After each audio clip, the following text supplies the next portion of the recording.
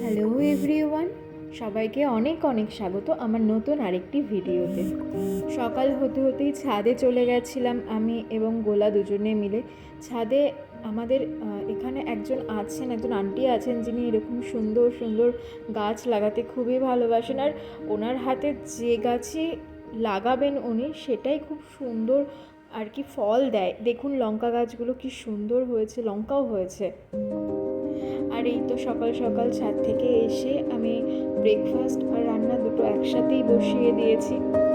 আজকে রান্নায় মুগ ডাল দিয়ে লাউ দিয়ে করছি। গোলা আর আমি দুজনে এটাই খাবো। ও যা খায় এখন আমি তাই খাই দুপুরবেলা আর কি।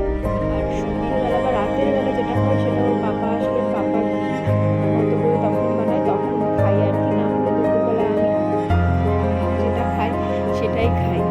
এই আপনাদের সাথে কথা বলতে বলতে আমার ব্রেকফাস্টটা বানানোই হয়ে গেল। আগের দিনের ময়দা ছিল একটু, সেটা দিয়ে একটা এগ রোলের মতো বানিয়ে নিলাম। একটু শসা আর একটু গাজর দিয়েছি, পেঁয়াজ একদম দিইনি, কারণ আমার সবসময় পেঁয়াজটা খেতে ভালো লাগে না, মুখে কেমন একটা গন্ধ হয়ে যায়।